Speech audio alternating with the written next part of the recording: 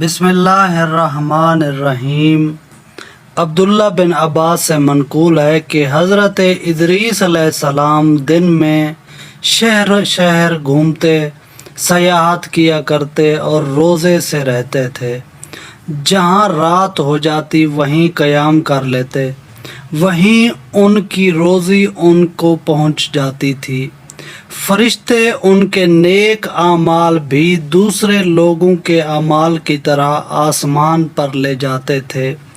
ملک الموت نے خدا سے حضرت ادریس علیہ السلام کو سلام کرنے اور ان سے ملاقات کرنے کا اشتیاق ظاہر کیا اور اجازت لے کر ان کے پاس آئے اور کہا، چاہتا ہوں کہ آپ کی مصاحبت میں رہوں۔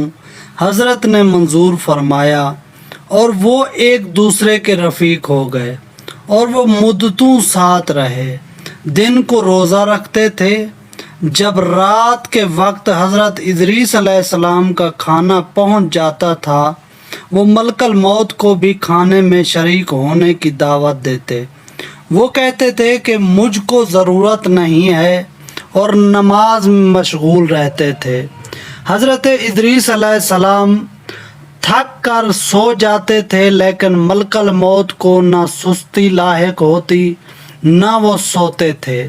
اسی طرح چند روز گزرے، یہاں تک کہ ایک روز وہ انگور کے ایک باغ اور گوس فند کے ایک غلہ کی طرف سے گزرے۔ انگور پکے ہوئے تھے۔ ملک الموت نے پوچھا، کیا آپ پسند کرتے ہیں کہ ہم ایک برہ اس غلہ سے یا اس باغ سے انگور کے چند خوشے لے لیں اور شام کو آپ اسی سے افطار کریں؟ حضرت ادریس علیہ السلام نے کہا، سبحان اللہ، میں تم کو اپنے مال سے کھانے کی دعوت دیتا ہوں تو تم انکار کرتے ہو، اور مجھ کو دوسروں کے مال بغیر اجازت کے کھانے کی دعوت دیتے ہو۔ تم نے میری مصاحبت کر کے خوب دوستی ادا کی۔ بتاؤ تم کون ہو؟ کہا، میں ملک الموت ہوں۔ تو ادریس نے کہا، تم سے میری ایک حاجت ہے۔ پوچھا، کیا حاجت ہے؟ کہا، چاہتا ہوں کہ مجھ کو آسمان پر لے چلو۔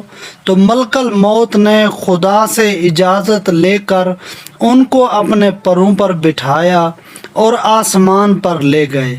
پھر حضرت ادریس علیہ السلام نے کہا، میری ایک دوسری حاجت بھی ہے۔ پوچھا، وہ کیا ہے؟ کہا، میں نے سنا ہے کہ موت بہت سخت ہے۔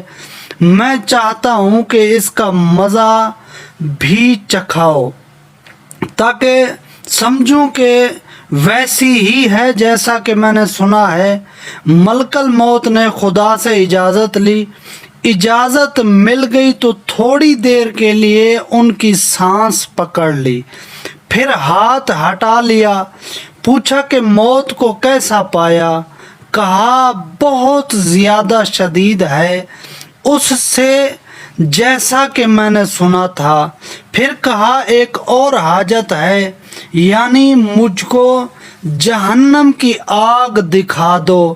ملک الموت نے خازن جہنم کو حکم دیا کہ جہنم کے دروازے کو کھول دو۔